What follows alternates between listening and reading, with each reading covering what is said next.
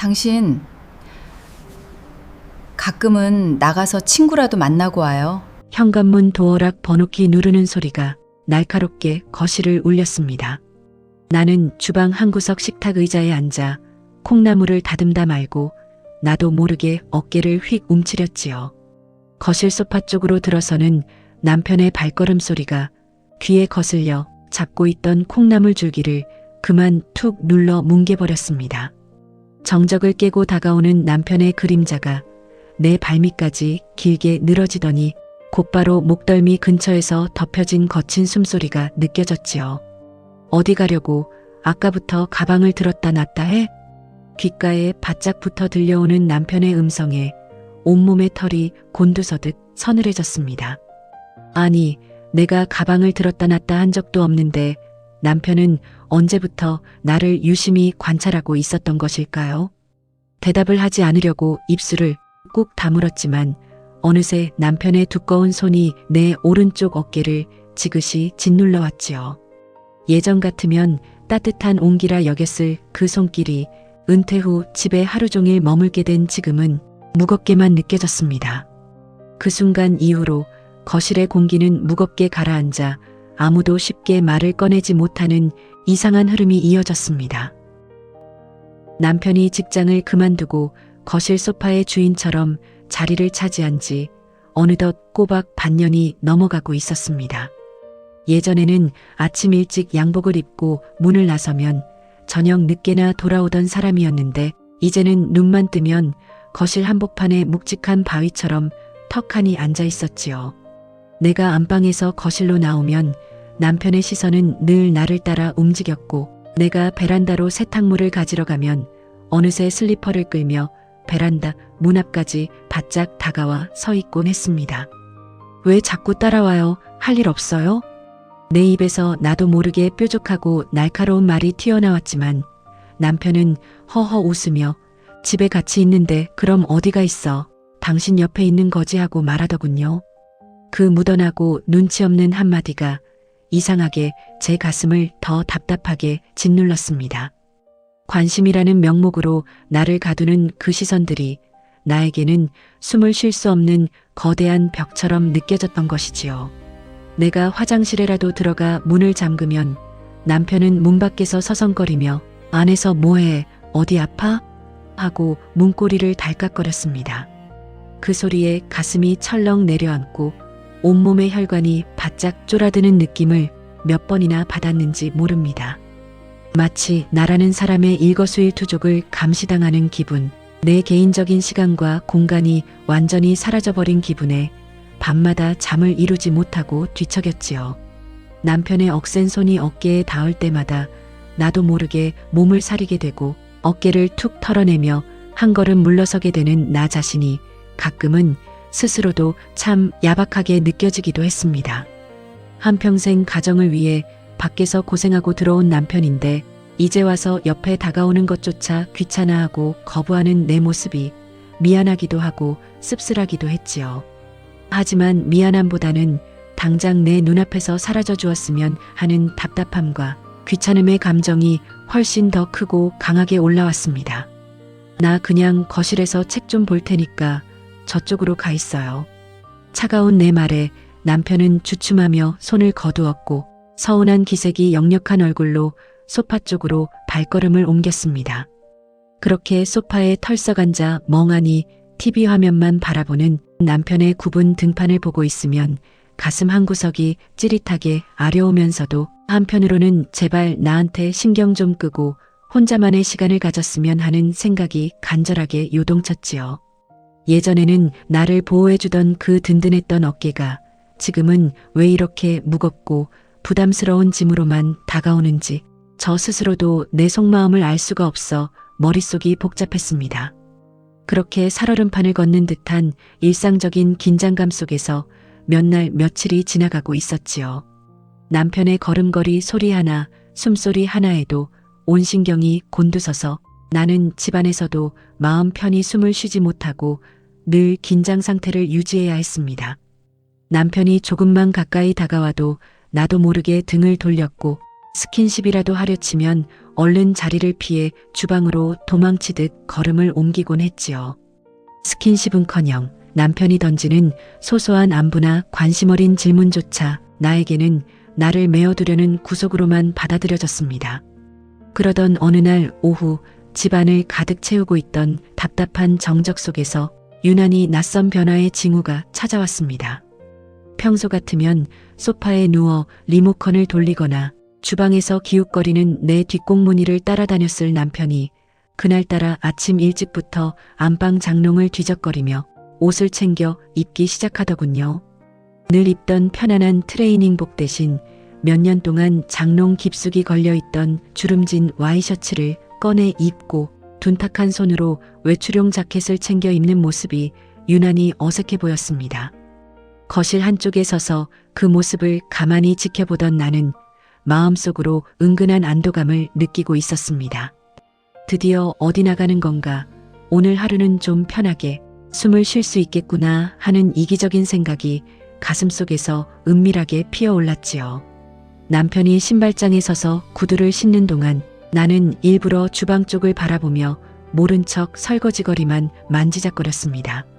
남편은 신발을 다 신고 나서 나를 한번 슬쩍 돌아보더니 평소와는 다르게 낮고 담담한 목소리로 한마디를 던졌지요. 나 좀 나갔다 올게.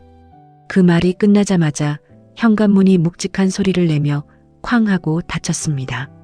그 닫히는 문소리가 유난히 크게 울려 퍼지며 온 집안의 공기를 흔들어 놓았지요.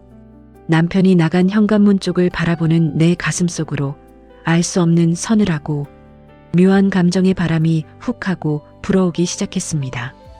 현관문이 쿵 하고 닫히는 소리가 거실 벽면에 맞닿아 길게 메아리 쳤습니다. 집안을 가득 채우고 있던 남편의 둔탁한 숨소리와 슬리퍼를 끄는 소리가 거짓말처럼 한순간에 사라졌지요. 그토록 갈망했던 완전한 정적이 거실 한복판으로 밀려들었지만 이상하게도 제 가슴을 눌러오던 답답함은 말끔히 사라지지 않았습니다. 오히려 차가운 고요함이 거실 구석구석에서 뿜어져 나와 내 발목을 턱하고 잡는 듯한 생소한 기분이 들었습니다. 나는 잡고 있던 주방 수세미를 내려놓고 천천히 거실 한복판으로 걸어 나왔습니다. 남편이 조금 전까지 뭉근한 온기를 남기고 떠난 소파 표면은 온기가 채 식지 않은 채 푹 꺼져 있었습니다. 늘 내 시선이 닿는 곳마다 버티고 서서 나를 답답하게 만들던 그 커다란 덩치가 사라진 거실은 생각했던 것보다 훨씬 더 넓고 휑하게 느껴졌지요.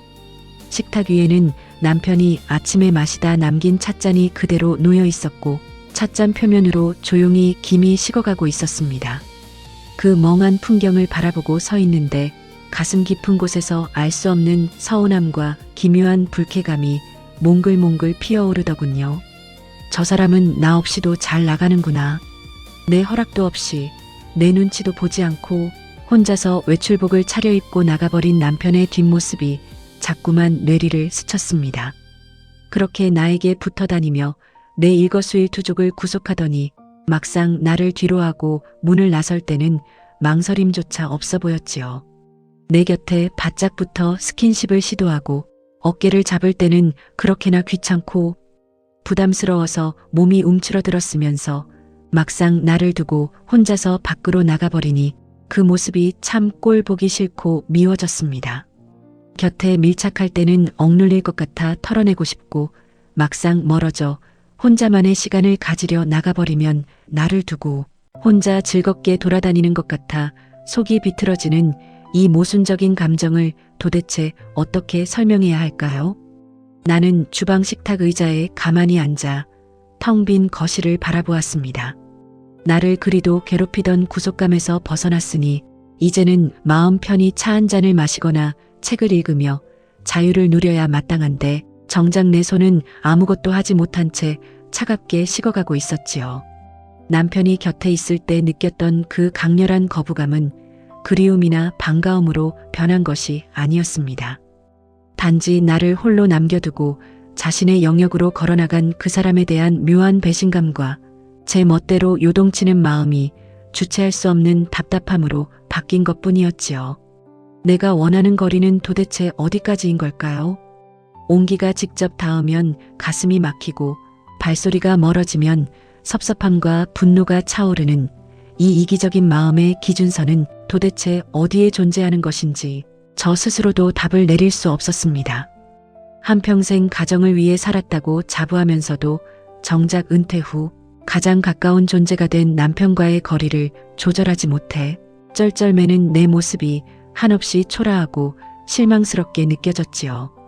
남편의 둔한 눈치와 눈치 없는 행동을 미워했던 것인지 아니면 이렇게 이러지도 저러지도 못하며 속으로만 사귀는 제 자신의 좁은 소갈딱지를 미워했던 것인지 감정의 타래가 얽히고 설켜 머릿속이 지끈거렸습니다. 베란다 창문으로 걸어가 바깥 풍경을 내려다보았습니다.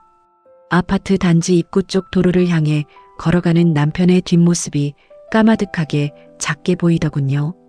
구부정하게 휜 어깨, 약간은 절뚝거리는 듯한 특유의 걸음걸이가 아지랑이처럼 아른거렸습니다.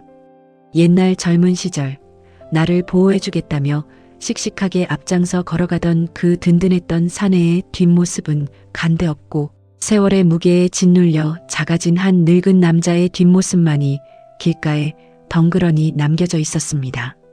그 뒷모습을 한참 동안 눈으로 좇으면서 나는 가슴속 깊은 곳에서 울려나오는 나지막한 질문을 피할 수 없었습니다. 나는 이 사람을 도대체 어떻게 대하고 싶은 걸까? 가까이 다가오는 온기조차 품어주지 못하면서 멀어지는 발자국 소리에는 마음을 졸이는 생각을 품은 채 나는 남은 생 동안 남편과 어떤 거리를 유지하며 살아가야 하는 것일까요? 현관문 저편으로 사라진 남편의 빈자리를 바라보며 나는 내 마음속에 여전히 정리되지 않은 커다란 질문표 하나를 무겁게 얹어두고 있었습니다. 창밖의 바람소리만이 텅 빈 거실 안을 조용히 감싸 안고 있었지요. 남편이 나간 지 1시간이 훌쩍 지났지만 현관문 너머에서는 아무런 소리도 들려오지 않았습니다. 늘 이 시간쯤이면 거실 소파에 누워 TV 채널을 연신 돌려대며 낮게 쿨쿨거리던 콧고리 소리가 들려와야 마땅한데 조용한 집안에는 냉장고 돌아가는 기계음만 둔탁하게 울려 퍼지고 있었지요. 텅 빈 거실 한가운데 서서 나는 어색하게 사방을 둘러보았습니다. 온전히 나만의 자유로운 시간이 찾아왔는데도 이상하게 발걸음은 안방이나 서재로 향하지 못하고 거실 주변을 서성이더군요. 주방 식탁 위에는 남편이 아침에 마시다 남겨둔 찻잔이 그대로 덩그러니 놓여 있었습니다. 손잡이를 잡고 잔을 들어 올리니 예전 같으면 따스한 김이 풀풀 피어올랐을 찬물이 이미 서늘하게 식어 굳어 있었지요. 잔 표면에 얇게 져있는 찬물 흔적을 가만히 문지르다 말고 나는 깊은 한숨을 낮게 내쉬었습니다. 불과 몇 시간 전만 해도 이 찻잔을 들고 내 뒷공무니를 졸졸 따라다니며 당신 뭐해? 오늘 점심은 뭐 먹을 거야? 하고 물어대던 남편의 목소리가 귓가에 아른거렸지요. 그때는 그 소리가 왜 그리 귀를 찌르듯 거슬리고 답답했는지 모르겠습니다.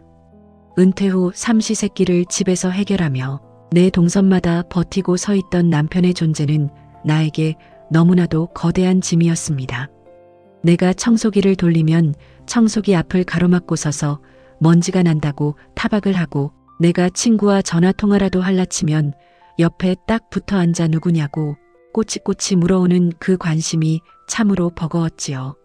스킨십이라도 할라치면 내 몸은 저절로 단단하게 굳어버렸고 남편이 내 어깨나 손을 잡으려 할 때마다 나는 본능적으로 손을 뒤로 감추거나 핑계를 대며 자리를 피하곤 했습니다. 나라는 사람의 존재가 남편이라는 거대한 울타리 안에 완전히 갇혀서 숨조차 제 마음대로 쉬지 못하는 기분이었으니까요. 그런데 막상 그 거대한 울타리가 빗장을 풀고 밖으로 걸어나가 버리니 나를 눌러오던 중압감이 사라진 자리에 또 다른 종류의 생경한 불안감이 뼛속 깊이 스며들었습니다. 나는 식어버린 찻잔을 싱크대에 넣어두고 남편이 두고 간 휴대폰을 바라보았습니다. 평소 같으면 집에 두고 나가기는커녕 손에서 놓지 않던 물건인데 오늘따라 거실 유리 탁자 위에 덩그러니 놓여 있더군요. 휴대폰 화면을 가만히 바라보고 있자니 이 사람이 정말 어디를 간 걸까? 친구도 몇 없는 사람이 어디서 누구를 만나고 있는 걸까 하는 의구심이 꼬리에 꼬리를 물었습니다.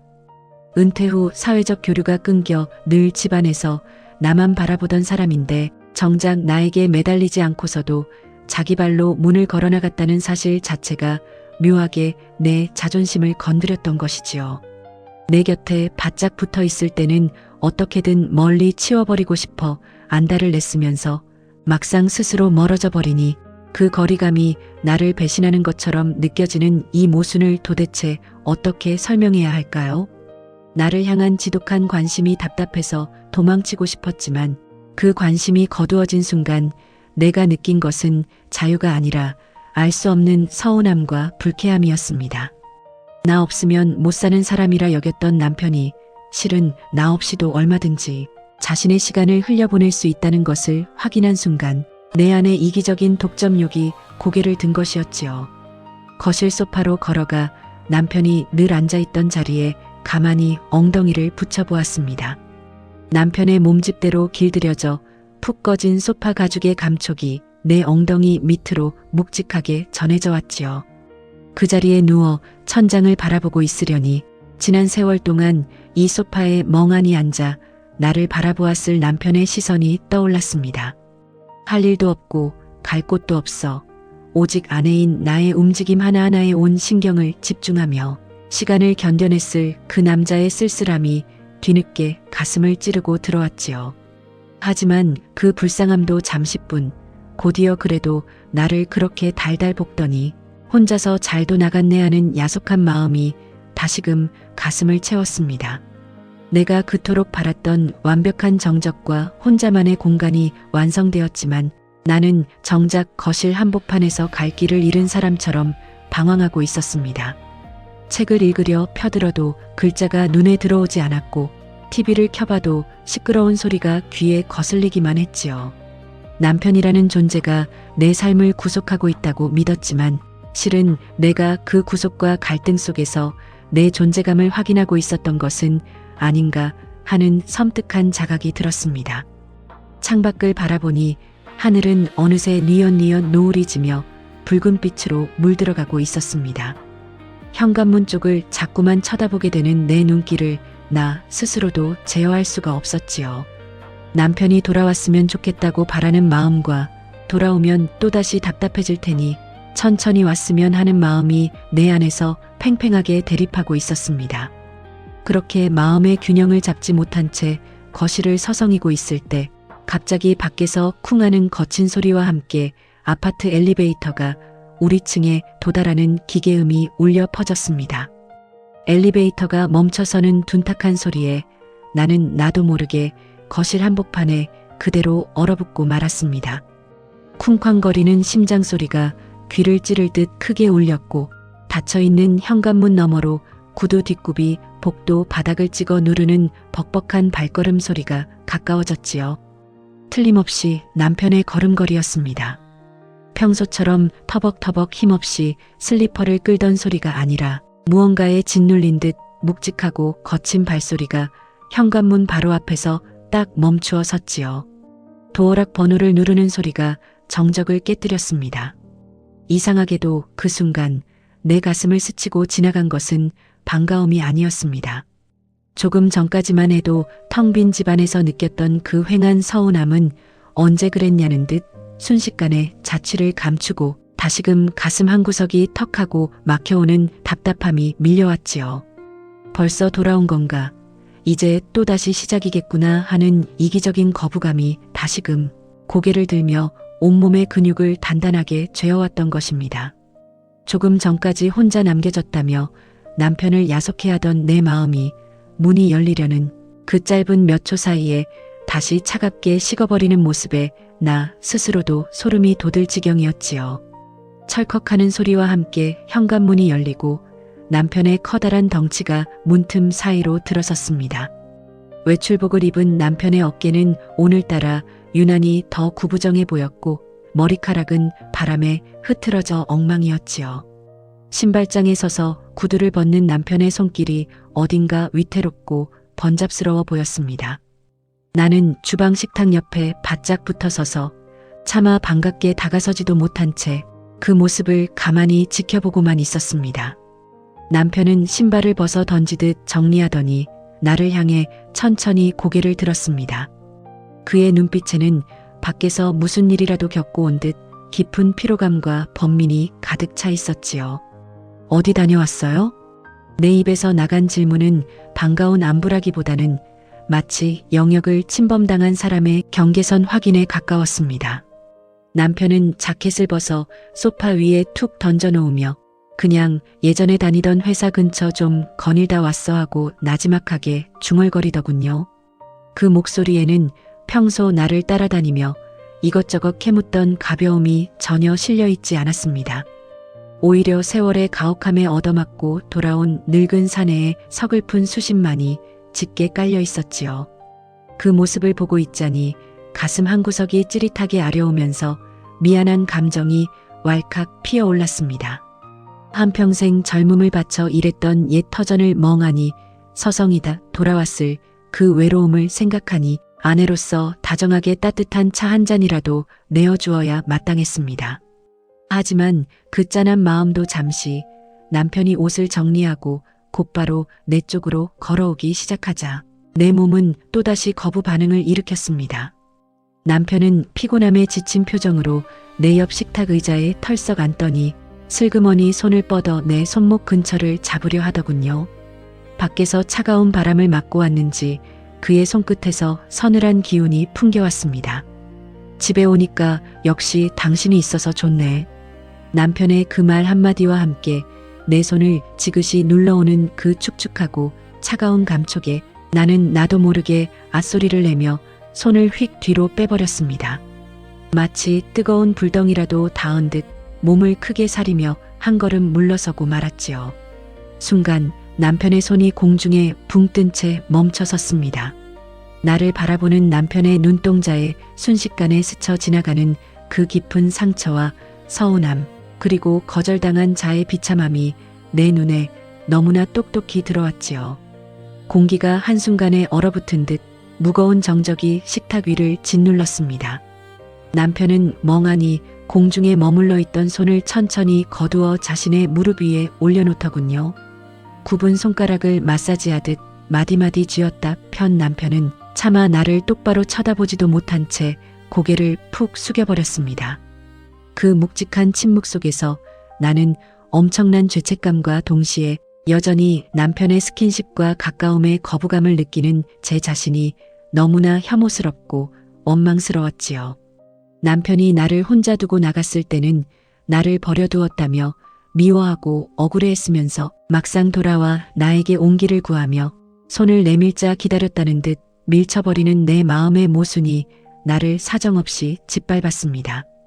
가까이 올 때 느껴지는 중압감은 싫고 거리가 벌어지면 버려진 것 같아 조바심을 내는 이 간사한 심보를 도대체 뭐라고 해야 할까요? 나는 남편을 사랑하지 않는 것일까요? 아니면 그저 내 편안함만을 최우선으로 생각하는 지극히 이기적인 인간에 불과한 것일까요? 소파로 걸어가 멍하니 천장을 바라보는 남편의 뒷모습을 바라보며 나는 내 마음에 고장난 이정표를 바라보듯 막막한 깊은 한숨을 내쉬었습니다. 식탁 위의 찻잔은 이미 완전히 식어 차갑게 얼어붙어 있었고 우리 부부 사이의 거리 역시 어디로 향해야 할지 갈 길을 잃은 채 방황하고 있었지요. 손을 밀쳐진 뒤로 남편은 한동안 말없이 소파에 가만히 앉아 계절이 바뀌는 창밖 풍경만을 바라보았습니다. 나 역시 미안한 마음과 거북한 감정이 어지럽게 뒤얽혀 차마 먼저 말을 건네지 못한 채 주방에서 서성거리며 그릇만 연신 닦아댔지요. 한 집안에 같은 공기를 마시며 서 있으면서도 우리 사이에는 가로막힌 아파트 콘크리트 벽보다 더 두껍고 서늘한 침묵의 벽이 자리 잡고 있었습니다. 가까이 오면 그 온기가 무겁고 숨이 막혀 털어내버리고 멀어지면 나를 떼어놓고 혼자 살아가는 것 같아 야속해지는 이 못난 마음을 온전히 끌어안은 채 나는 그렇게 몇 날 며칠을 긴장 속에 보냈지요. 그러던 어느 날 아침 남편이 안방 장롱문을 열어두고 다시 혼자 외출을 나간 사이 나는 청소기를 돌리다가 멈춰서서 안방 장롱 속을 가만히 들여다보게 되었습니다.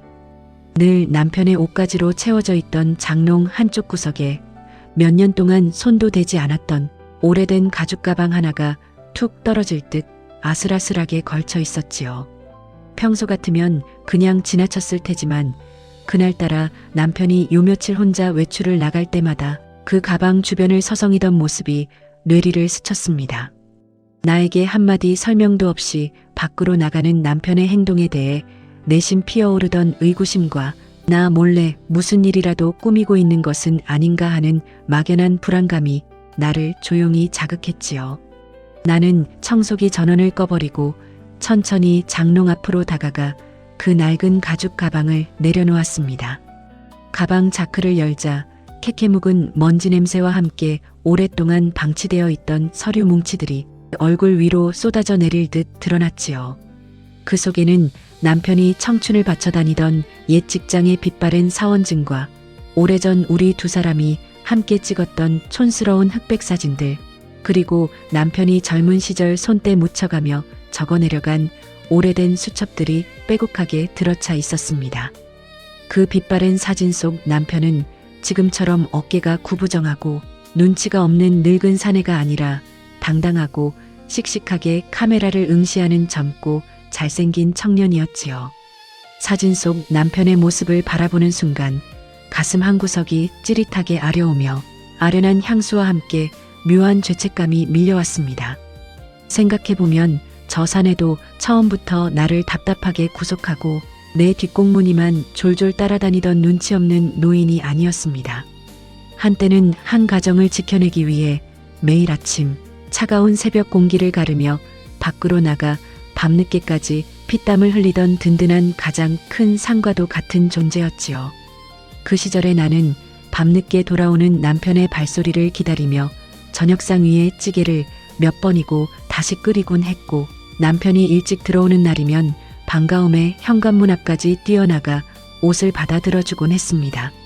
그때는 남편의 손길이 따뜻했고 남편이 던지는 다정한 한마디에 세상 시름을 다 잊곤 했었지요. 하지만 세월이 흐르고 남편이 직장에서 물러나 집 안으로 들어오면서 우리 두 사람의 시간표는 완전히 꼬여버리고 말았습니다. 밖에서 거대한 세상과 싸우느라 집안에서의 일상이나 세심한 감정을 표현하는 법을 잊어버린 남편은 은퇴 후 오직 나 하나만을 바라보는 해바라기가 되어 집안에 갇혀버린 것이지요. 그 서툴고 거친 관심의 표현들이 평생 혼자만의 집안 살림과 시간을 구축해온 나에게는 내 영역을 침범하는 거대한 침입자의 행패처럼 느껴졌던 것입니다. 가방 속 수첩을 한 장 한 장 넘기다 보니 남편이 회사에서 퇴직을 앞두고 적어놓은 나지막한 메모한 구절이 내 눈에 들어왔습니다. 평생 고생만 시킨 집사람에게 이제라도 좋은 남편이 되어주고 싶다. 남은 인생은 당신 옆에서 함께 시간을 보내며 속죄하리라. 그 주름진 글씨체를 읽어내려가는 동안 나는 숨이 턱 막히는 듯한 충격을 받고 수첩을 쥔 손을 바르르 떨었습니다. 남편이 나를 따라다니고 내 옆에 바짝 붙어 앉아 어깨를 잡고 어디가?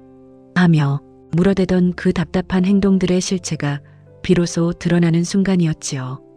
그것은 나를 감시하거나 구속하려는 엉큼한 통제가 아니라 한평생 가정을 위해 뛰느라 아내에게 주지 못했던 사랑과 관심을 뒤늦게나마 표현해보려는 한 늙은 남자의 눈물겨운 애원이자 서툰 노력이었던 것입니다. 하지만 나에게 그 애원은 준비되지 않은 중압감이었고, 남편이 나에게 가까이 다가오면 다가올수록 나는 그 무거운 온기를 견디지 못해 밀쳐내기에만 바빴던 것입니다. 서류와 수첩을 다시 가방에 넣으려던 순간 가방 맨 밑바닥에 숨겨져 있던 흰 봉투 하나가 바닥으로 스르륵 떨어졌습니다. 봉투 겉면에는 남편의 필체로 짤막한 병원 이름과 함께 어떤 검사 결과지처럼 보이는 문서가 들어 있었지요. 그 봉투를 집어드는 내 손끝에서 얇은 경련이 일어났고 가슴속 깊은 곳에서 정체 모를 불길한 기운이 수증기처럼 피어오르기 시작했습니다. 나 없이 혼자 밖으로 나가 외출을 즐기던 남편의 행동 뒤에 내가 알지 못했던 또 다른 비밀이 숨겨져 있다는 사실을 예감하며 나는 떨리는 손으로 봉투의 빗장을 풀기 시작했지요. 떨리는 손가락으로 봉투 입구를 벌려 안에 들어있던 종이를 꺼내 들자 서늘한 바람이 안방 창문 틈으로 들어와 내 목덜미를 스쳐 지나갔습니다. 종이 맨 위쪽에는 차가운 진단명과 함께 낯선 의학 용어들이 빼곡하게 적혀 있었고 그 밑으로는 낯익은 대학병원 직인이 붉게 찍혀 있었습니다. 글씨를 제대로 읽어 내려가기도 전에 가슴이 먼저 내려앉으며 눈앞이 어지럽게 흔들리기 시작했습니다. 그것은 남편이 얼마 전부터 혼자 몰래 다니던 병원의 정기검진 및 정밀 검사 결과지였습니다. 거울 앞에서 혼자 옷을 차려입고 나가던 남편의 외출이 나 없이 혼자만의 자유를 즐기러 나간 것이 아니라는 사실이 밝혀지는 순간이었지요. 남편은 나에게 아무런 말도 하지 않은 채 혼자서 그 무거운 진단서를 받아들고 차가운 병원 복도를 외롭게 걸어 다녔던 것입니다. 자식들에게도 그리고 한평생을 함께 산 아내인 나에게조차 차마 짐이 되기 싫어 그 막막한 두려움을 온전히 혼자서만 짊어지고 있었던 것이지요. 진단서 하단에 적힌 의사의 나지막한 소견을 읽어내려가는 동안 내 손끝에서 시작된 떨림은 어느새 온몸으로 번져나갔습니다. 나 좀 나갔다 올게 하고 무심하게 현관문을 나서던 남편의 낮게 깔린 목소리가 귓가에서 환청처럼 다시금 크게 울려 퍼졌지요. 문이 닫히는 소리를 들으며 저 사람은 나 없이도 잘 노는구나 하고 속으로 야속해하고 나를 두고 혼자 나가는 모습이 꼴 보기 싫다며 미워했던 내 자신이 너무나도 오만하고 졸렬하게 느껴졌습니다. 남편은 나를 버리고 혼자만의 즐거움을 찾아 나간 것이 아니라 자신의 몸에 찾아온 세월의 균열과 두려움을 나에게 걸키지 않으려고 그 무거운 발걸음으로 집 밖을 나섰던 것이었지요. 내가 남편의 다가옴을 거부하고 어깨를 툭 털어내며 차갑게 돌아섰을 때 그 남자가 느꼈을 비참함과 외로움이 가슴을 사정없이 후벼 팠습니다. 자신의 삶이 조금씩 저물어가고 있다는 두려움 속에서 마지막으로 의지하고 싶었던 유일한 안식처가 바로 아내인 나였을 터인데 나는 그 손길조차 축축하고 부담스럽다며 밀쳐내 버렸던 것입니다. 나를 감시하고 구속하려 붙어 다니는 줄로만 알고 뾰족한 말을 쏘아붙였던 그 순간들이 남편에게는 얼마나 커다란 상처와 절망으로 돌아갔을지 생각하니 가슴이 턱 막혀 숨을 쉴 수가 없었지요. 나는 서류 봉투를 가슴에 끌어안은 채 멍하니 안방 바닥에 주저앉아 버렸습니다. 몸이 바짝 밀착되면 답답하다고 손을 치우고 거리가 벌어지면 팽개쳐진 기분에 섭섭해하며 내 기분의 안락함만 고집했던 내 모습이 한없이 가증스럽게 느껴졌지요. 남편을 미워했던 것이 아니라 결국 내 일상의 평온함이 깨지는 것이 싫어 남편의 아픔과 외로움을 외면하려 했던 내 이기적인 마음을 미워했던 것임을 비로소 깨닫게 된 것입니다. 내가 원했던 적정한 거리는 남편의 온기를 거부하면서도 내 마음대로 조종하고 싶어 했던 지극히 이기적이고 독선적인 경계선에 불과했던 것이지요. 바로 그때 도어락 소리가 조용한 집 안을 울렸습니다. 나는 깜짝 놀라 서류를 급하게 봉투에 쑤셔넣고 장롱 깊숙한 곳 가방 밑에 원래대로 숨겨두었지요. 안방 문을 열고 거실로 나서니 외출을 마치고 돌아온 남편이 신발장에서 구두를 벗느라 낑낑거리고 있었습니다. 오늘따라 남편의 구부정한 등판과 힘없이 떨리는 손가락이 유난히 더 작고 서글프게 눈에 들어왔지요. 밖에서 차가운 바람을 맞고 돌아온 남편의 얼굴은 하얗게 질려 있었고 눈빛은 깊은 피로감으로 젖어 있었습니다. 남편은 나를 슬쩍 바라보더니 평소처럼 나에게 다가오지 않고 거실 소파 구석으로 걸어가 힘없이 털썩 앉더군요. 내가 또다시 자신을 밀쳐내거나 몸을 움츠릴까봐 아예 처음부터 나에게 가까이 다가올 엄두조차 내지 못하고 스스로 거리를 두려는 남편의 그 서툴고 착한 배려가 내 가슴을 더 아프게 찌르고 들어왔습니다. 소파에 앉아 멍하니 자신의 차가운 손가락을 다듬고 있는 남편의 뒷모습을 바라보며 나는 내 발걸음이 쉽게 떨어지지 않음을 느꼈지요. 다가가서 따뜻한 차 한 잔이라도 내어주며 괜찮냐고 물어보고 싶었지만 이미 내 거절로 인해 굳어버린 우리 사이의 벽이 너무나 높고 서늘하게 느껴졌습니다. 창밖으로 뉘엿뉘엿 해가 넘어가며 거실 한복판으로 길고 어두운 그림자가 드리워지기 시작했습니다. 그 어둠 속에서 서로에게 선뜻 다가서지 못한 채 멈춰 서 있는 우리 부부의 모습은 마치 길을 잃은 두 마리의 외로운 새와 같았지요. 가까이 다가가 품어주지도 못하면서 멀어지는 모습에는 가슴을 졸이며 괴로워하는 이 비틀린 모순 속에서 남편의 그 구부정한 어깨를 어떻게 바라보아야 할지 가슴 먹먹한 질문만을 다시금 삼키고 있었습니다. 현관문이 열리고 남편이 안으로 들어섰을 때 나는 거실 한가운데에 서서 아무 말도 하지 못했습니다. 남편은 평소처럼 나에게 다가와 오늘 뭘 했냐고 묻지도 않았고 어디를 가려느냐며 내 옷차림을 살피지도 않았지요. 그저 손에 들고 있던 작은 비닐봉지를 식탁 위에 무심하게 올려놓은 뒤 곧바로 안방으로 걸어가 옷을 갈아입기 시작했습니다. 나를 지나쳐가는 남편의 어깨선이 유난히 경직되어 있었고 그 침묵이 거실 전체를 어색하게 눌러왔지요. 나는 식탁 위에 놓인 비닐봉지 안을 슬쩍 들여다보았습니다. 그 속에는 동네 약국에서 사온 듯한 소화제 2병과 조그만 빵 한 조각이 들어있더군요.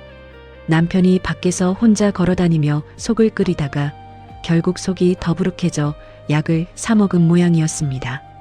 나에게 한마디라도 속이 불편하다고 말했으면 매실액이라도 타주었을 텐데 남편은 이제 나에게 그런 소소한 불편함조차 말하지 않기로 작정한 사람처럼 행동하고 있었지요. 남편이 나를 따라다니며 귀찮게 할 때는 그렇게나 답답하고 짜증이 났는데 막상 나를 완전히 제외해버린 채 혼자서 약을 사 먹고 들어온 모습을 보니 속에서 묘한 불쾌감이 치밀어 올랐습니다. 그 불쾌감은 걱정이나 안타까움이라기보다는 내가 여전히 이 집안에서 남편의 상태를 통제하지 못하고 있다는 데서 오는 불편함에 가까웠지요. 안방에서 나온 남편은 거실 소파 끝자락에 겨우 엉덩이를 걸치고 앉아 리모컨으로 TV를 켰습니다. 화면에서는 시끄러운 뉴스 소리가 흘러나왔지만 남편의 시선은 화면이 아니라 바닥 장판에 고정되어 있었지요. 예전 같으면 내가 주방에서 일을 하고 있으면 슬금슬금 다가와 옆자리를 기웃거리거나 내 어깨를 잡으며 괜히 쓸데없는 말을 건넸을 사람이었습니다. 그러나 이제 남편은 나와 일정 거리를 유지하려 애쓰는 게 눈에 보일 정도로 몸을 사리고 있었지요. 내가 자신을 거부하고 밀쳐냈던 그 행동들의 상처를 받고 스스로를 나에게서 격리하려는 듯한 그 태도가 이상하게도 내 마음을 더 꼬이게 만들었습니다. 속이 안 좋아요? 약을 사왔네요. 내가 식탁 옆에 서서 무뚝뚝하게 한마디를 건네자 남편은 깜짝 놀란 듯 고개를 약간 돌리더니 아니 그냥 길 가다가 속이 좀 더부룩해서 하고 나지막하게 대답하더군요. 그 목소리에는 예전의 고집스러움이나 나를 향한 기대감이 전혀 실려있지 않았습니다. 그저 타인에게 대답하듯 건조하고 정중한 어조였지요. 내가 원했던 것이 바로 이런 적당한 거리감과 남편의 무관심이었는데 막상 그 상태가 현실로 다가오자 가슴속이 허전하다 못해 헛헛해졌습니다. 남편이 나를 붙잡고 안달을 복달할 때는 내 삶이 침해당하는 것 같아 억울하더니 이제 남편이 나를 무심하게 대하자 나를 완전히 무시하는 것 같아 화가 나는 이 비틀린 심정을 나 스스로도 감당하기 어려웠습니다. 나는 마음을 다잡으려 저녁 준비를 하기 위해 주방으로 들어갔습니다. 도마 위에 물을 올리고 칼질을 시작했지만 정작 내 신경은 온통 거실 소파에 앉아있는 남편의 움직임에 집중되어 있었지요. 텔레비전 소리 사이로 남편이 깊은 한숨을 내쉬는 소리가 들릴 때마다 내 손끝은 단단하게 굳어갔습니다. 차라리 예전처럼 내 뒤에 바짝 붙어서 국은 뭘 끓여 하고 눈치 없이 물어보는 게 낫겠다는 생각이 순간적으로 스쳐 지나갔지요. 하지만 그 생각이 들자마자 나는 속으로 스스로를 타박했습니다. 막상 남편이 다가오면 몸을 몸서리치며 물러설 것이면서 다가오지 않는다고 해서 야속해하는 내 모습이 참으로 얄밉고 간사하게 느껴졌기 때문입니다. 저녁상 위에 국과 반찬을 올려놓고 남편을 불렀습니다. 남편은 군말 없이 소파에서 일어나 식탁 의자에 앉았지요. 두 사람이 식탁을 사이에 두고 마주 앉았지만 숟가락과 젓가락이 그릇에 부딪히는 소리 외에는 아무런 대화도 오가지 않았습니다. 남편은 밥을 몇 숟가락 뜨지도 않은 채 반찬만 가만히 집어 먹었고 나 역시 밥이 입으로 들어가는지 코로 들어가는지 모를 정도로 어색한 시간을 견뎌야 했지요. 내가 만든 음식을 남편이 맛있게 먹는지 아니면 속이 아파서 참고 먹는지조차 물어보지 못하는 이 거리감이 우리가 그동안 쌓아온 세월의 무게를 무색하게 만들었습니다. 식사를 마친 남편은 자기가 쓴 밥그릇을 들고 싱크대로 걸어가 조용히 물을 받아놓더군요. 평소 같으면 당신이 치워하고 소파로 건너갔을 사람이 이제는 내 눈치를 보며 자기 흔적을 지우려 애쓰는 모습이 보였습니다. 그 행동 하나하나가 나를 향한 배려라기보다는 나와의 마찰을 피하기 위한 방어막처럼 느껴져 내 가슴을 더 답답하게 죄어왔지요. 남편은 안방으로 들어가 문을 살짝 닫았습니다. 완전하게 닫지 않고 틈을 남겨둔 그 문을 바라보며 나는 주방에 홀로 서서 식어가는 국그릇을 멍하니 바라보았습니다. 가까이 서면 서로를 핥히고 멀어지면 서로를 방치하게 되는 이 모순된 상황 속에서 우리 두 사람의 일상은 정답을 찾지 못한 채 점점 더 삐걱거리고 있었지요. 남편이 들어간 안방 문틈 사이로 옅은 불빛이 새어나왔지만 안에서는 옷까지 쓸리는 소리조차 들리지 않았습니다. 거실에 홀로 남겨진 나는 싱크대 앞에 서서 수세미를 쥔 채 한참 동안 물끄러미 안방 문 쪽을 바라보았지요. 설거지를 마친 주방 상판 위는 물기 하나 없이 깨끗하게 닦여 있었고 거실 소파 역시 남편이 다녀간 흔적이 정돈되어 있었습니다. 그토록 바랐던 완벽하고 정돈된 나만의 공간이었지만 가슴속을 베고 지나가는 서늘함은 아침보다 훨씬 더 지독했습니다. 나는 그릇을 찬장에 넣으면서 일부러 달그락거리는 소리를 크게 내보았습니다. 혹시나 안방에서 남편이 무슨 소리냐 하며 문을 열고 나와볼까 하는 은근한 기대감이 마음 한구석에 피어올랐기 때문이지요. 하지만 안방 문은 조금의 흔들림도 없이 굳건하게 닫혀 있었고 집안은 잔잔한 호수처럼 조용했습니다. 남편이 나에게 바짝 다가와 어깨를 잡거나 어디 가느냐고 꼬치꼬치 물어싸며 내 동선을 가로막던 그 행동들이 순식간에 그리워진 것은 결코 아니었습니다. 단지 그 행동들이 사라진 자리에 찾아온 남편의 완벽한 침묵이 나라는 존재를 집안에서 완전히 지워버리는 듯한 기분을 주었기 때문이었습니다. 가까이 붙어 다닐 때는 나를 통제하려 드는 구속이라며 싫어했고 나를 향한 시선을 거두고 스스로를 가두어 버리자 이제는 나를 무시한다며 화를 내는 내 마음이 참으로 흉측하게 느껴졌습니다. 내가 원했던 것은 남편이라는 한 인간의 완벽한 통제도 완벽한 무관심도 아니었습니다. 그저 내가 편할 때만 적당히 다가오고 내가 부담스러워할 때는 군말 없이 떨어져주는 지극히 내 위주로 짜인 이기적인 거리감이었던 것입니다. 한평생 가정을 위해 고생하고 은퇴한 남편에게 내가 요구했던 것은 함께 살아가는 동반자의 삶이 아니라 내 기분에 맞춰 움직여주는 편리한 인형의 역할이었던 셈입니다. 그 자각이 뇌리를 때리자 가슴이 턱 막히며 얼굴이 화끈거릴 정도로 부끄러움이 치밀어 올랐습니다. 나는 차가워진 손을 비비며 천천히 안방 문 앞까지 걸어갔습니다. 문틈 사이로 가만히 안쪽을 들여다보니 남편은 침대 끝자락에 구부정한 자세로 앉아 벽면만을 바라보고 있었습니다. 불도 켜지 않은 채 어스름한 방 안에서 멍하니 앉아있는 남편의 거친 등판이 오늘따라 유난히 더 작고 메말라 보였지요. 얼마 전 가방 속에서 보았던 그 병원 진단서의 문장들이 다시금 환청처럼 머릿속을 스쳐 지나갔습니다.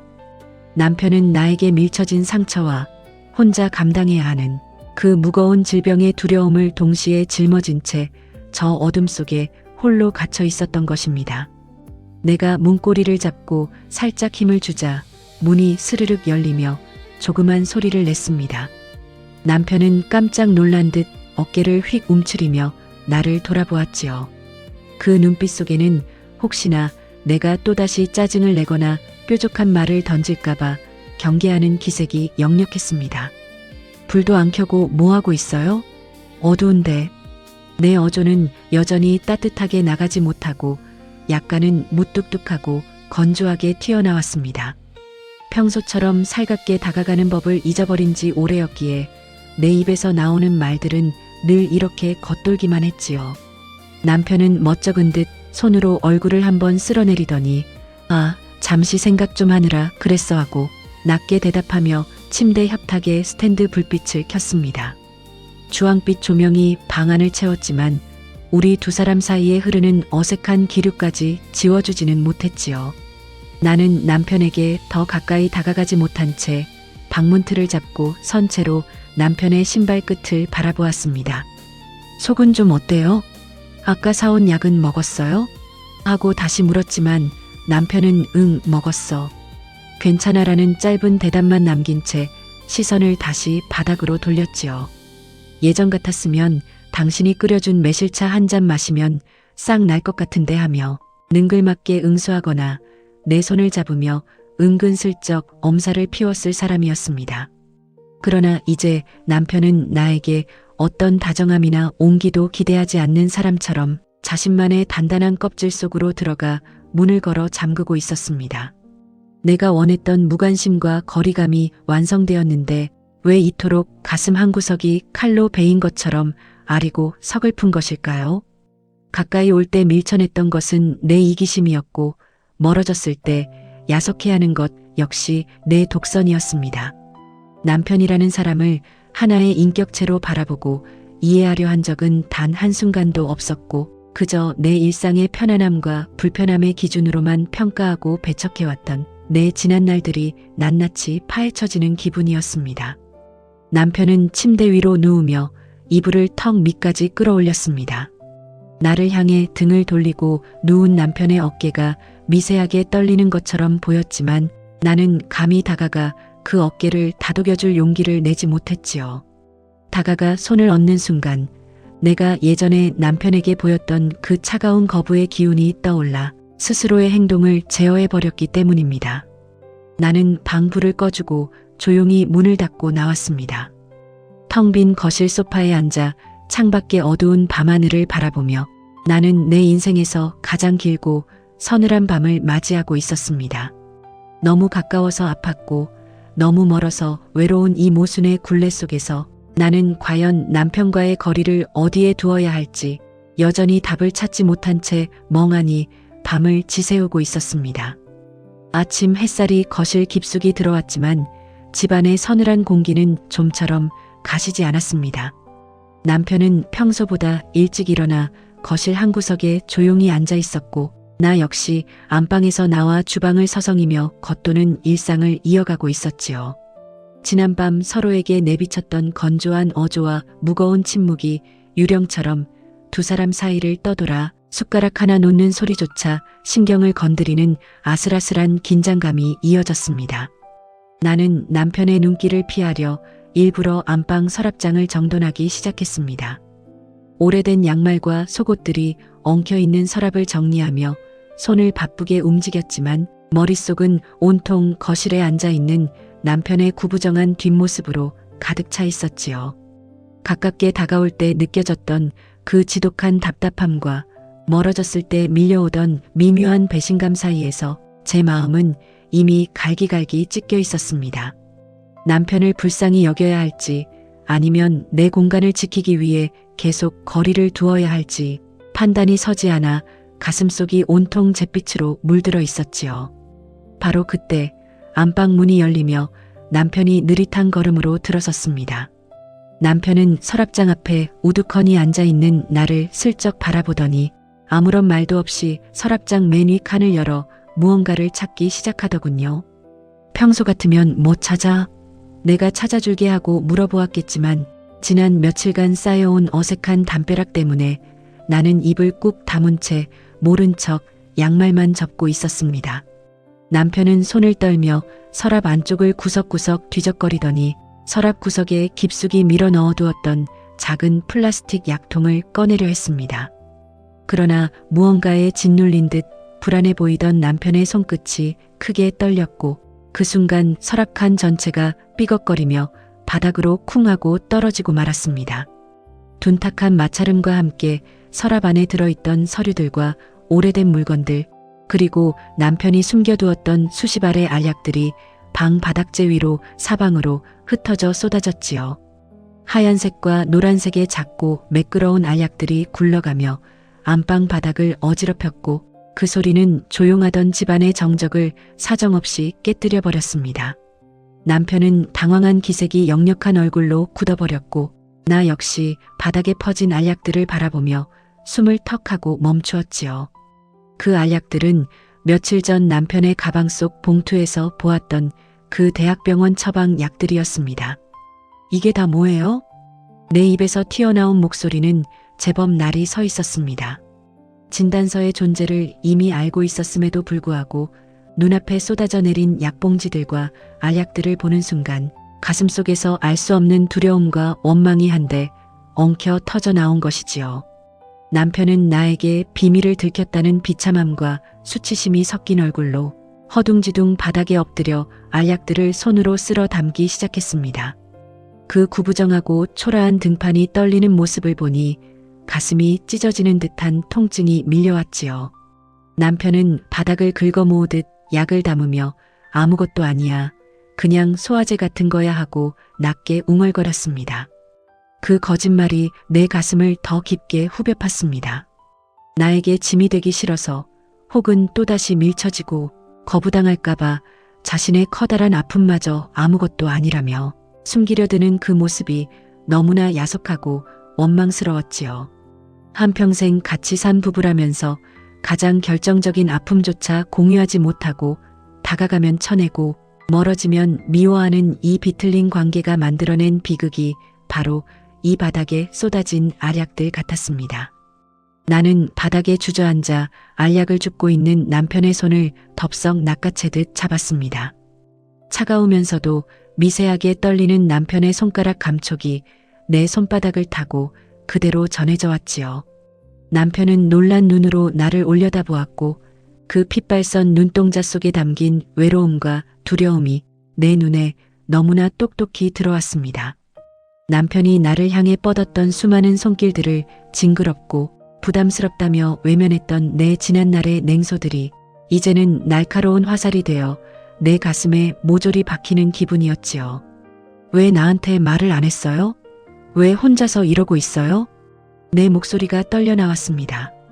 질문은 남편을 향한 것이었지만 실은 이 지경이 되도록 남편의 아픔을 외면하고 내 편안함만 챙기려 했던 나 스스로를 향한 모진 질책이기도 했지요. 바닥에 흩어진 알약들 사이에서 우리 부부가 그동안 모른 척 피해왔던 진짜 갈등의 이면이 드디어 그 모습을 드러내기 시작했습니다. 내 손에 손목을 잡힌 채 바닥에 주저앉아 있던 남편은 한동안 멍하니 나를 올려다보기만 했습니다.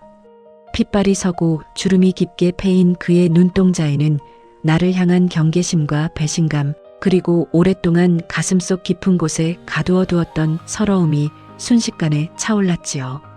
남편은 가늘게 떨리는 숨을 내쉬더니 단단하게 굳어있던 손목을 천천히 빼내어 자신의 무릎 위에 올려놓았습니다. 말하면 뭐하겠어. 당신 나한테 관심도 없잖아. 남편의 입에서 나지막하게 튀어나온 그 한마디는 내 가슴을 사정없이 내리쳤습니다. 억지로 소리를 지르거나 화를 내는 어조가 아니었기에 그 담담하고 건조한 목소리가 안방 바닥을 울리며 더 차갑고 깊게 내 가슴을 후벼 팠지요.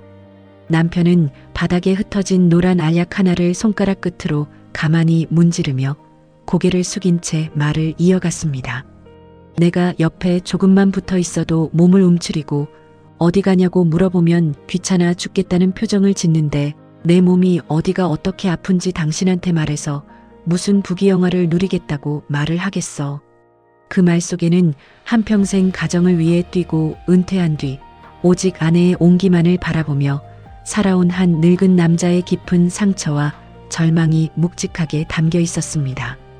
남편이 나를 향해 뻗었던 수많은 손길과 눈치 없는 질문들은 나를 괴롭히거나 통제하려는 구속이 아니었습니다.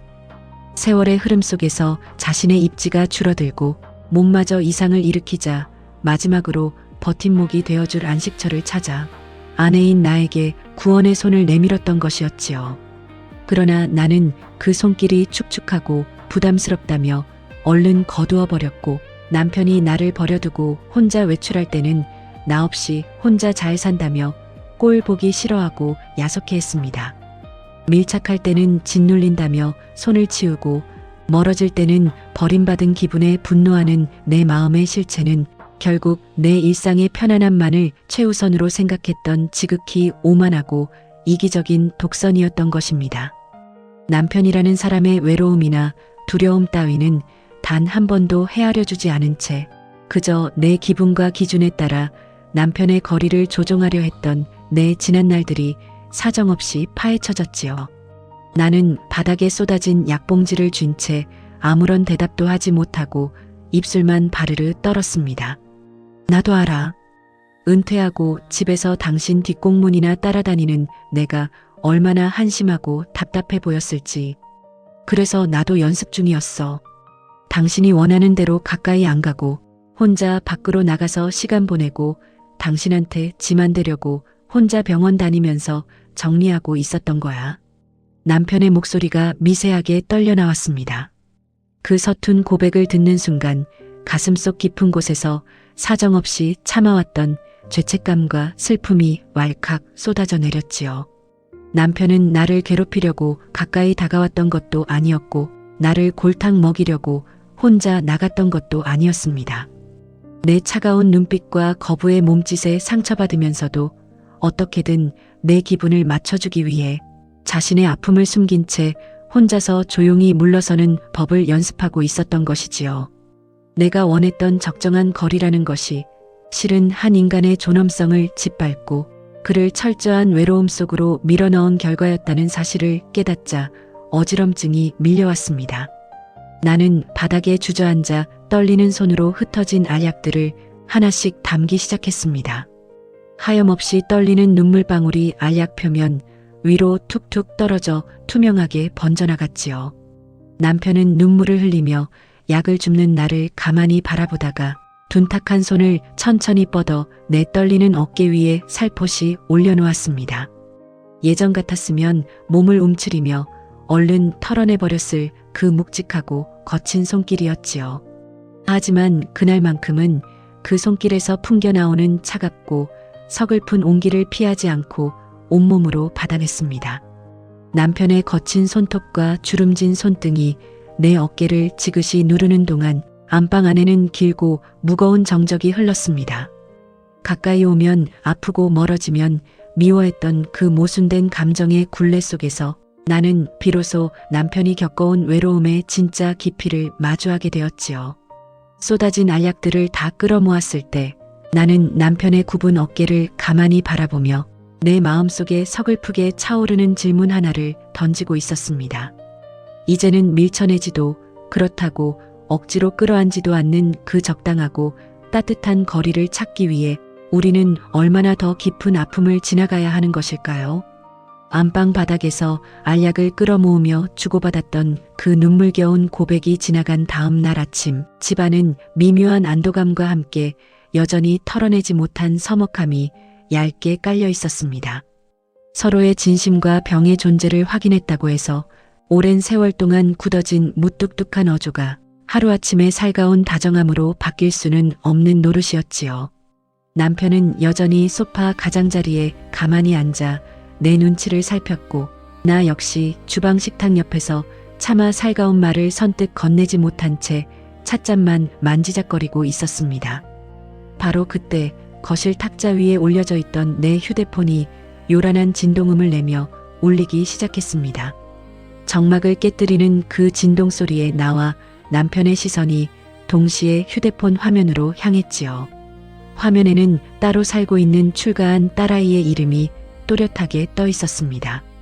평소 같으면 반갑게 받아 일상적인 안부를 주고받았을 텐데 오늘따라 딸아이의 전화가 마치 우리 집에 숨겨진 비밀을 밝혀내러 온 감시자의 신호처럼 낯설고 무겁게 느껴졌습니다.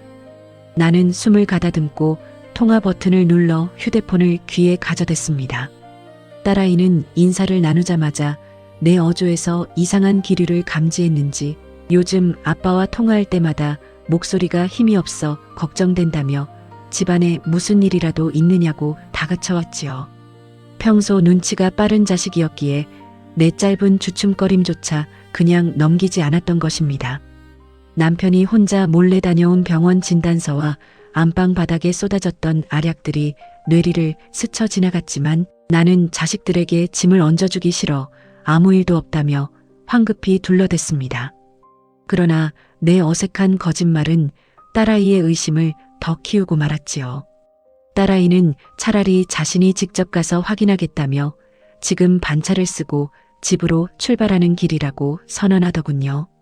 전화를 끊고 나자 소파 구석에 앉아있던 남편의 눈동자가 불안하게 흔들리기 시작했습니다. 자식들에게 차마 아픈 몰골이나 서먹해진 부부 사이를 들키고 싶지 않았던 남편은 허둥지둥 옷가지들을 챙겨 입으며 자존심을 세우려 애썼습니다. 자식이라는 외부의 시선이 다가오자 내 가슴속에서도 남편을 감싸주고 보호해야 한다는 또 다른 마음의 빗장이 스르륵 풀어지기 시작했습니다. 딸아이의 기습적인 방문 선언에 거실을 감싸는 정적은 팽팽한 긴장감으로 물들었습니다. 남편은 한평생 자식들에게 든든한 가장으로 남고 싶었던 고집스러운 자존심 때문에 옷장을 뒤적거리며 외출용 와이셔츠를 찾아 입더군요.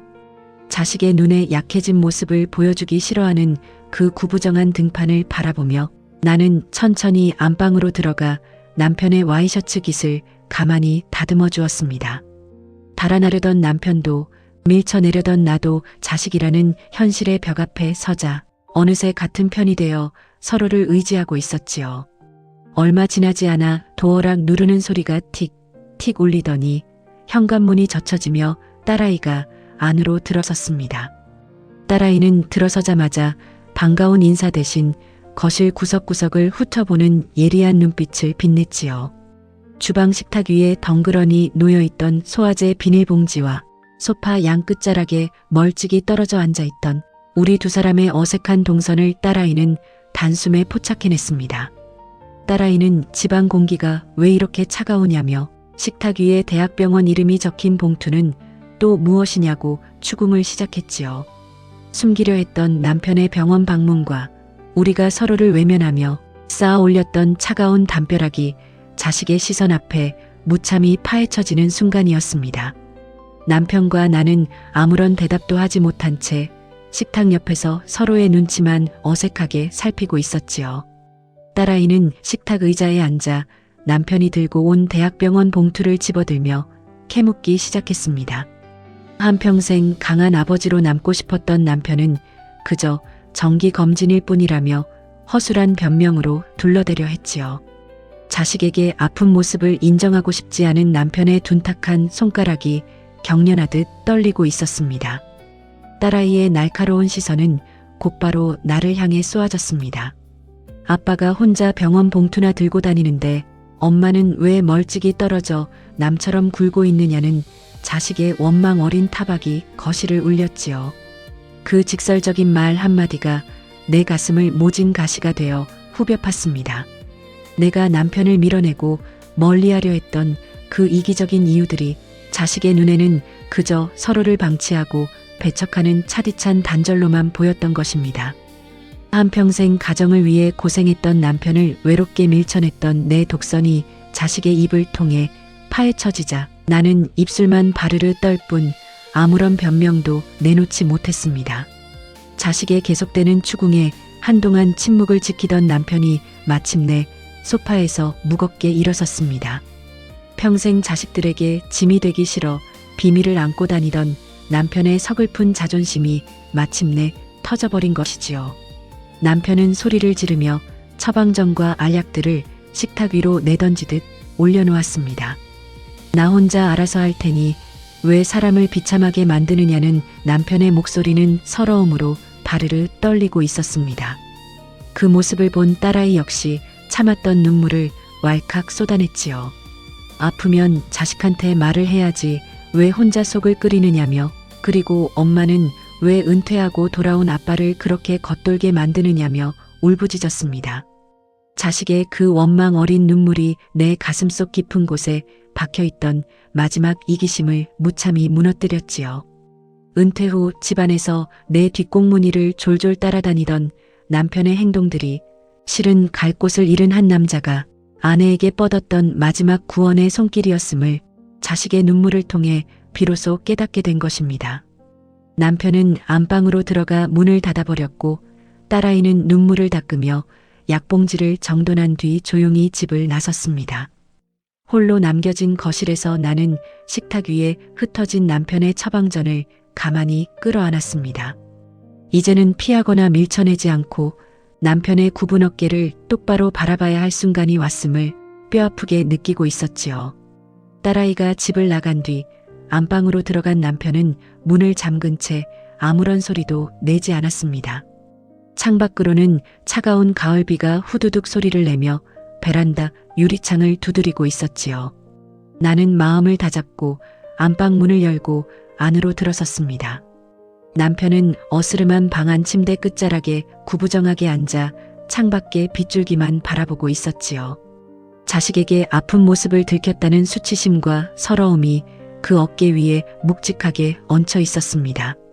나는 예전처럼 몸을 사리지 않고 남편의 옆 침대 자리에 가만히 몸을 내려놓았습니다.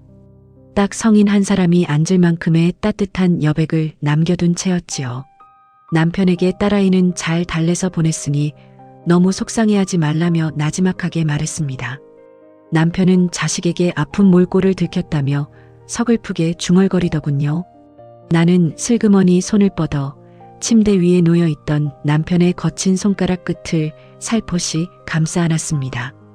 예전 같았으면 손을 휙 뒤로 빼버렸을 터였지만 그날만큼은 바람을 맞고 돌아온 남편 손가락에 서늘한 감촉을 온전히 품어주었지요. 남편 역시 내 손등 위로 자신의 둔탁한 손을 조심스럽게 얹어놓았습니다. 다음 정기검진 때는 나랑 같이 가자는 내 한마디에 남편의 손끝이 단단하게 힘을 주더군요. 우리는 자식이 일으키고 간 비바람을 지나서야 비로소 서로의 손이 닿지 않아도 온기가 전해지는 가장 편안한 거리에 다다르고 있었습니다. 안방 창문을 두드리던 빗줄기가 조금씩 잦아들고 차가운 바람 대신 잔잔한 노을빛이 거실 깊숙이 들어오기 시작했습니다. 남편은 안방에서 나와 조용히 거실 소파 쪽으로 걸어가 자리를 잡았지요. 딸아이가 다녀간 이후의 거실은 이전에 차갑고 서먹했던 침묵과 완전히 다른 따스하고 덤덤한 정적이 가득 차 있었습니다. 남편은 소파 가장자리에 모나게 앉아 자신을 구석으로 몰아넣지 않고 소파에 편안하게 몸을 파묻었습니다. 나는 주방에서 따뜻한 매실차를 타서 거실로 나갔습니다.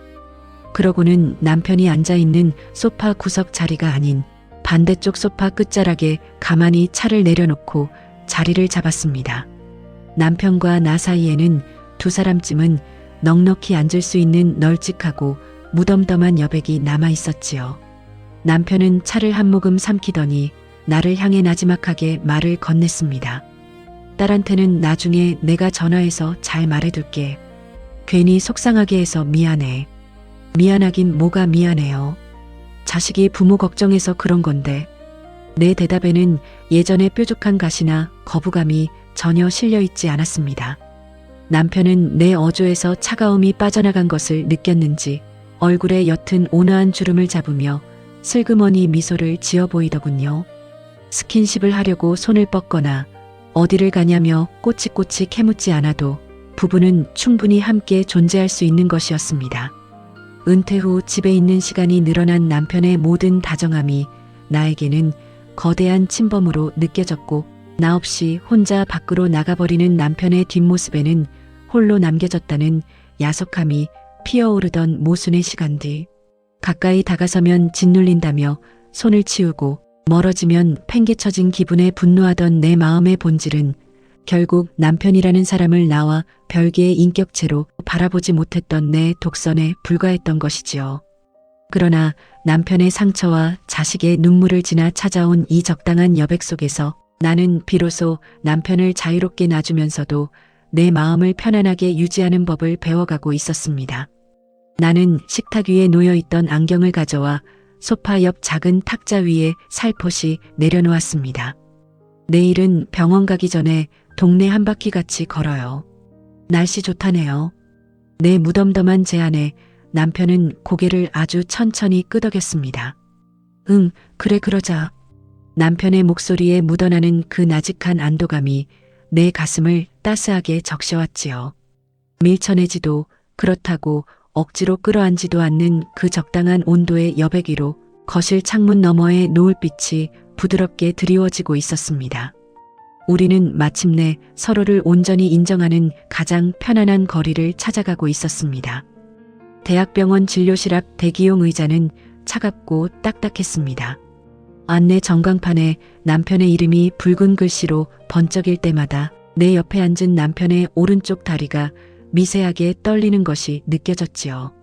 남편은 자신이 아프다는 사실을 나에게 들켰다는 수치심과 한편으로는 혼자서 이 어두운 터널을 지나지 않아도 된다는 안도감이 뒤섞인 표정으로 가만히 바닥만을 내려다보고 있었습니다.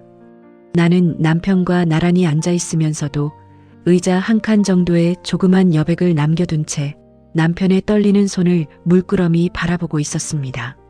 남편이 나에게 원했던 것은 거창한 부귀영화나 일방적인 구속이 아니라 나이가 들고 몸에 균열이 가기 시작하면서 밀려오는 그 정체 모를 공포를 함께 나누어 짊어질 작고 따뜻한 온기뿐이었던 것을 말이지요. 많이 긴장돼요? 내가 나지막하게 물음을 건네자 남편은 흠칫하며 고개를 돌려 나를 바라보았습니다. 남편은 가늘게 떨리는 입술을 몇 번이고 달싹이더니 아니 당신이 같이 와주니까 훨씬 낫네 하고 조용히 응수하더군요. 그 말 한마디가 차가운 병원 복도 공기를 뚫고 내 가슴 깊은 곳으로 스며들었습니다. 진료실 문이 열리고 간호사가 남편의 이름을 크게 불러왔습니다. 남편은 자리에서 일어나며 나를 향해 옅은 미소를 지어 보였지요. 남편을 내 마음대로 밀쳐내거나 당기려 했던 지난날의 무모함을 뒤로하고 나는 이제 남편과 나란히 서서 같은 방향을 바라보며 걸어갈 준비를 하고 있었지요. 진료실 안은 의사의 무덤덤한 목소리와 모니터 자판 치는 소리만이 조용히 울려 퍼졌습니다. 의사는 남편의 정밀 검사 결과지를 차분하게 넘기며 앞으로의 치료 경과와 약 복용법에 대해 하나하나 설명해 나갔지요. 비록 한동안 혼자서 속을 끓이고 고통받아야 했지만 다행히도 조기에 발견되어 꾸준히 약을 먹고 관리하면 일상생활에는 큰 무리가 없을 것이라는 진단이 내려졌습니다. 그 말을 듣는 순간 남편의 굳어있던 어깨가 아래로 스르륵 내려앉으며 참았던 숨을 길게 내쉬더군요. 의사의 설명이 이어지는 동안 나는 남편의 옆자리에 차분히 앉아 진료 카드와 약 처방전을 가만히 챙겼습니다. 남편은 의사에게 몇 가지 질문을 던진 뒤 자리에서 일어섰습니다. 진료실 문을 열고 나오자 차갑게만 느껴졌던 대학병원 복도의 불빛이 아까와는 조금 다르게 눈에 들어왔지요. 남편은 나를 슬쩍 돌아보더니 의사 말이 생각보다 심각하지 않다니 다행이네 하고 나지막하게 말을 건넸습니다. 그 목소리에는 그동안 나 몰래 혼자 병원을 다니며 짊어져야 했던 그 지독한 고독감과 두려움이 말끔히 씻겨 내려간 듯한 경쾌함이 묻어 있었지요. 병원 출입문을 열고 밖으로 나오자 시원하고 상쾌한 바람이 우리 두 사람의 얼굴을 부드럽게 스쳐 지나갔습니다. 어디 가서 따뜻한 국수나 한 그릇 먹고 갈까요? 내가 먼저 건넨 무덤덤한 제안에 남편은 얼굴 가득 온화한 주름을 잡으며 환하게 웃어 보이더군요. 그래, 당신 좋아하는 그 옛날 국수집으로 가자 하며 남편은 내 앞을 다급하게 앞서가지도 그렇다고 내 눈치를 보며 뒤처지지도 않은 채 나와 나란히 발걸음을 맞추었습니다. 나는 이제야 남편과의 진짜 삶을 살아갈 준비가 되었음을 가슴 깊이 깨닫고 있었습니다. 병원에 다녀온 지 며칠이 지났지만 우리 집 거실에는 드라마 같은 감동적인 반전이나 눈물겨운 화해 같은 것은 일어나지 않았습니다. 남편이 갑자기 싹싹하고 살가운 삼식이가 된 것도 아니었고 나 역시 남편을 입에 혀처럼 굴며 수발을 드는 현모양처로 변신한 것은 아니었습니다. 하지만 확실하게 달라진 것 하나는 속으로 혼자 사귀며 괴로워하지 않는다는 사실이었습니다. 남편은 리모컨을 내려놓더니 자리를 털고 일어나 안방으로 들어가 외출용 자켓을 꺼내 입더군요. 기원 가서 친구랑 바둑 한 판 두고 올게. 그러세요. 저녁 먹기 전엔 들어와요. 내 대답 역시 거창한 애정이나 다정함이 섞이지 않은 지극히 건조하고 일상적인 확인이었지요. 현관문이 닫히는 묵직한 소리가 거실에 울렸지만 예전처럼 그 소리가 내 가슴을 짓누르거나 서늘하게 파고들지 않았지요. 바로 그때 거실 탁자 위 휴대폰의 알림음이 울리며 딸아이로부터 문자 메시지 한 통이 들어왔습니다. 엄마, 내가 너무 소리 질러서 미안해. 아빠 약 잘 챙겨드리고 두 분 주말에 맛있는 거 사드셔. 문자 끝에 적힌 조그만 하트 기호를 바라보며 나는 피식 웃음을 터뜨렸습니다. 우리는 무슨 거대한 깨달음을 얻어 천사 같은 부부가 된 것도 아니고 서로를 향해 신혼시절 같은 열렬한 사랑을 회복한 것도 아닙니다. 멀어지면 여전히 약간 야속한 그 모순된 마음을 있는 그대로 인정하기로 했을 뿐이지요. 억지로 서로의 완벽한 거리감을 계산하려 애쓰지 않고 그냥 생겨난 여백만큼을 자연스럽게 두고 살아가는 법을 터득했을 뿐입니다. 나는 식탁 위에 남아있는 남편의 차가워진 찻잔을 보며 나지막하게 혼잣말을 중얼거렸습니다. 우리만의 방식으로 이렇게 살아도 나쁘지 않아.